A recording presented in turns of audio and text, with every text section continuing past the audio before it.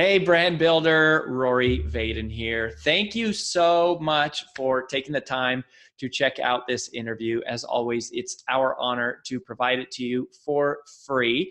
And wanted to let you know there's no big sales pitch or anything coming at the end. However, if you are someone who is looking to build and monetize your personal brand, we would love to talk to you and get to know you a little bit and hear about some of your dreams and visions and share with you a little bit about what we're up to see if we might be a fit. So if you're interested in a free strategy call with someone from our team, we would love to hear from you. You can do that at brandbuildersgroup.com/podcall, brandbuildersgroup.com/podcall. We hope to talk to you soon. Anytime I come across someone who has sold their company for a B billion or has made a B billion, it grabs my attention. I have to admit, not because I want anything from them. It's just like at that scale, you're talking about somebody who has done something real big. And that is what Lisa Bilyeu did as the co-founder of Quest Nutrition with her husband, Tom Bilyeu, who have recently become, I guess, friends, acquaintances of ours through a various number of different things, not the least of which is Lisa's recent book launch, which is what we were just talking about here and had a chance to interview her on and to give you access to her, which is pretty awesome. It's not easy to get access, sometimes to people that are high profile like that. And I loved it. I have loved my interactions with Lisa and Tom. There haven't been a ton of them, little messages here and there. That was probably the longest dedicated conversation I had with Lisa about her content specifically. And I had never really heard the full story from her. I had interviewed Tom years ago on my old podcast that we sold a few years back, right when they were started, but never really have had a focused conversation like that, like just did with Lisa. And man, she's awesome. Like I started following her on social. I mean, she's spicy. She's spicy. And anyways, I just think she's super cool. I hope that you enjoyed it. If you didn't listen to it, go listen to the interview. Again, it's just like, it's not every day that you can just access the mind of somebody who's operating on that scale. And we come across a fair number of them actually at Brand Builders Group. We've had a few of them on our podcast. Jamie Kern Lima is another friend that comes to mind. We interviewed her. She sold her company for $1 billion to L'Oreal. And that was also an amazing story. And actually Lisa and Jamie are friends. So, small circles, it's a small world. Especially I think the more successful you become, the smaller the world even gets. So I want to share with you as part of this recap. These are 3 of my takeaways from this specific conversation that I just had with Lisa, which are things that have never hit me in things that I've heard her say or learned from her before. And so I'm excited to share those with you now. And the first one is so simple, but this is so important and so powerful and so edifying to what we teach all of our members. And it's such a small thing that you probably missed it in the conversation, but that's why I want to come back right now. I want to highlight it with a big mental highlighter. I want to make this a salient point to go, don't miss this. This is huge. It has huge implications. It's so small though. It's so easy to step over this. And you're going to think I'm silly because I'm making such a big deal out of this. But I'm telling you, this is one of those things that you will hear, you won't notice it. And yet this one little tiny tidbit can change everything for you. And here's what she said. She said, when we first launched our product, which was Quest, these health bars, she said, we sent them to people for free. We sent influencers free product. And it was fascinating to me because those of you that are in our monthly members of ours, or you do private brand strategy sessions with us, you know how we're saying all the time, the fastest way to take someone from a complete stranger to a lifelong fan is a 1-hour presentation. And so what you have to do is you have to go speak for free. And this is what I did. I spoke 304 times. 304 times I spoke for free before I ever got paid. 304 times. And we use this analogy inside of our training, inside of our course, like our official coursework. And we talk about chicken on a stick, right? Because when you go through the food court, they give you a piece of chicken on a stick, which, why do they do that? Because if you've never heard of me, you're not familiar with me, if you don't know my product, and as it relates to your personal brand, if I don't know who you are, if I've never seen you, I don't recognize you, letting me sample you for free is the fastest way to make me a believer. And so you have to give your product away for free. Like, you have to give your service away for free. And it's like, when people first start, they're so nervous about like, no, I have to sell this to everybody. And it's like, when you're just beginning, it should be the opposite. It's like, you're just begging people and you're giving it away for free. It reminds me of Damon John. I heard Damon John one time. We shared the stage at an event about a year ago. And Damon was telling this story about how he got LL Cool J to wear FUBU, and he just like gave it to him and then took a picture of him wearing it. And it was like such a pivotal point in their journey. And like, you have to give away your service for free.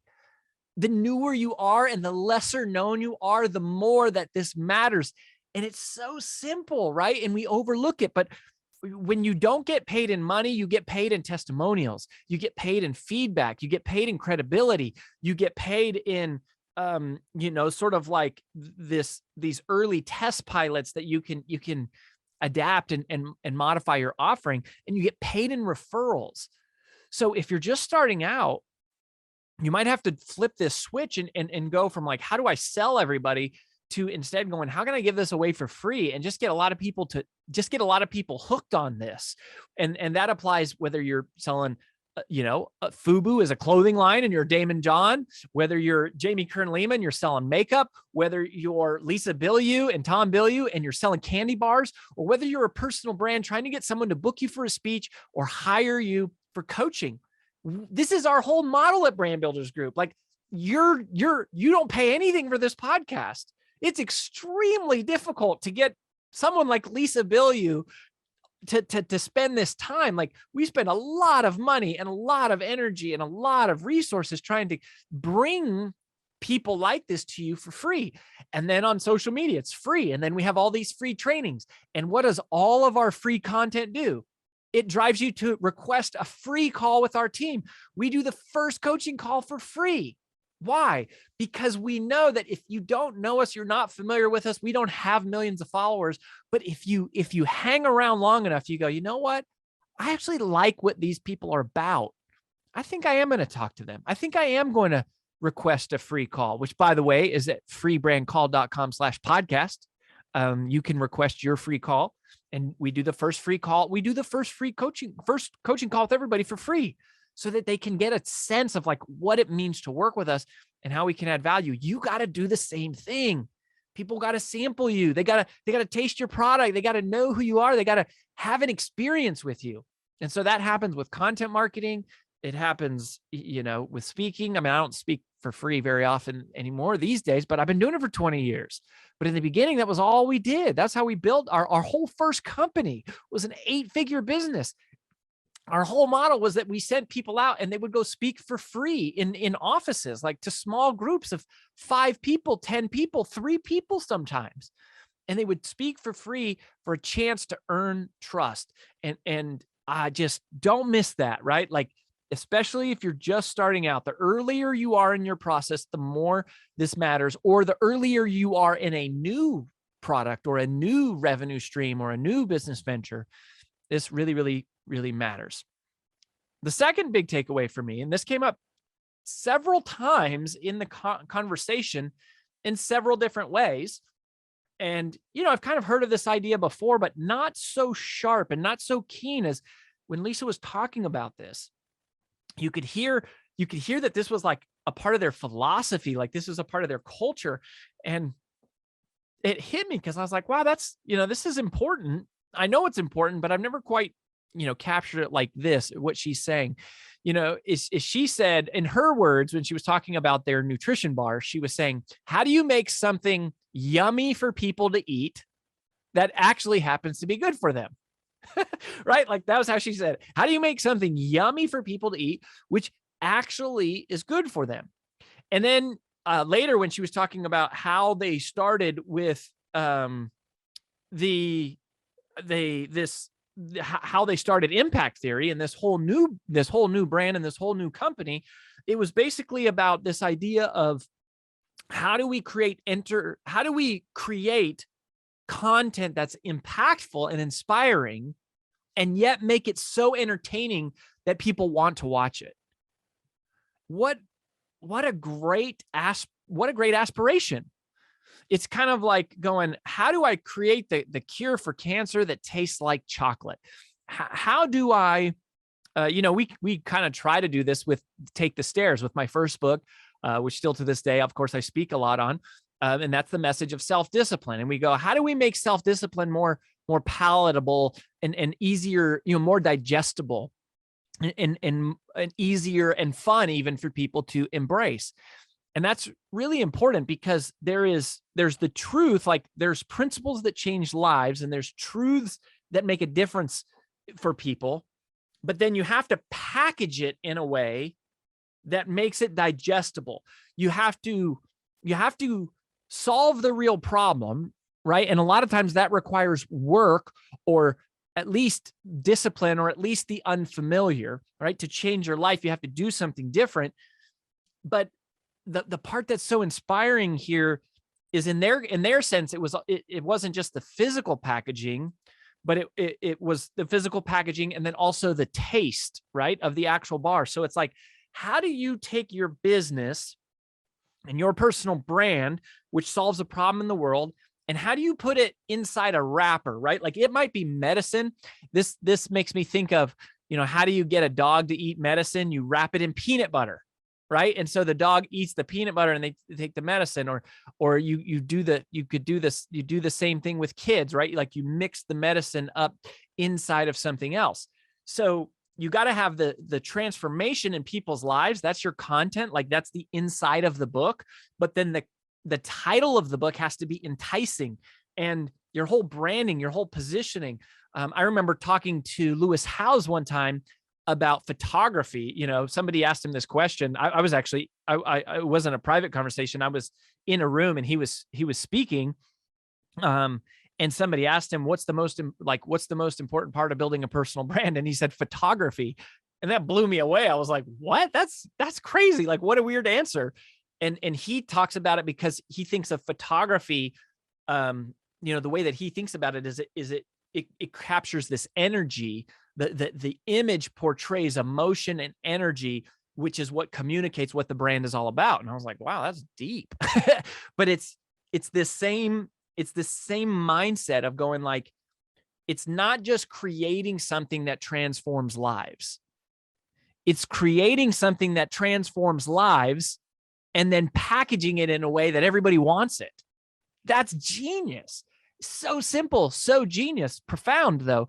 And so that's a good question for you, right? Is you go, how do you make your content, life-changing, but also entertaining? How do you make it truth, but also have a scintillating title? How do you make it to where it's what they need, but it's also what they want?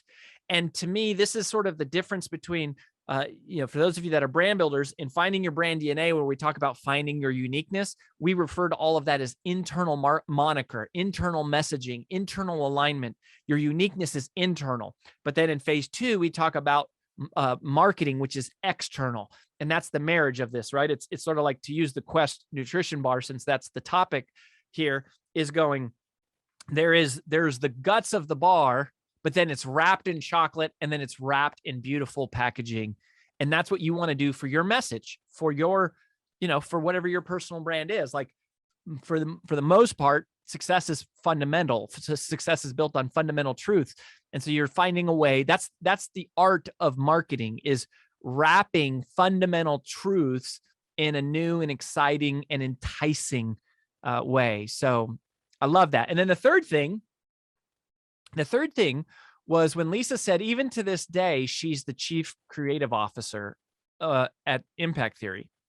And hearing her talk about her passion for storytelling and movie making and video editing hit me hard.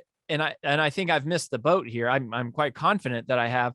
Yeah, at least I'm nowhere near the way that she thinks in her mind is, like when we create content, I'm going, how do we create useful content? But she is going, how do we edit this in a way to where it changes people's emotion? If you go back and listen to the recording, she said, what I love about video is you have the ability to change a person's emotion with video, right? So she's not just asking the question, what's the most efficient way to transfer an idea? She's also saying, how do I transform their emotion? And that is like almost like science and art, right? It's going, I want to, they're in the business of helping people with great ideas, but it's not so much that the idea itself is maybe, original or, groundbreaking. At least it's not like they're sharing things that nobody else has ever said, but they're doing it in a way that is literally inspiring. It moves people emotionally. And so, this is where the connection point is for us, where in our world-class presentation craft training. So we've got, all together inside of Brand Builders Group, we have 14 different 2-day trainings, 14 different 2-day experiences. One of them is called world-class presentation craft, where we talk about how do you construct the perfect keynote. And one of the, the central premise of that whole training is that you have to learn to move the audience emotionally. You have to move them emotionally. There's these things that there's so many things you can do with a speech, from the way that it is structured, to the way that the slides are laid out, to the way you use the stage, to the way you tell the stories, to the way you develop the characters, to the way you write jokes and add punchlines, to the way that you use your voice, your body, your facial expressions. There's all of these things, and we go through all of these different techniques. And the reason all of them are there is they are arrows in your quiver, and the objective of them is to move people emotionally.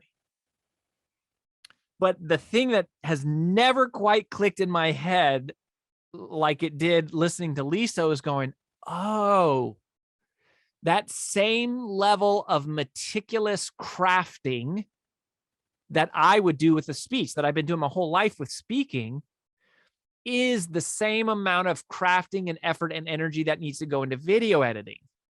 And I'm going, yeah, I've missed the boat there, right? Like, to me, I'm just going, how do I get someone to like edit this video and like put a bumper on it and some music underneath it, but not thinking about it as like, what is the real art here of what is the emotion we're trying to create, and how do we use imagery and text and what's being said and voiceover and transitions and all of the things. And you could just tell that how much she has crafted and how much she, they think their team and in their brain, and that they're doing the art of not just communicating information, but doing it in an inspiring way.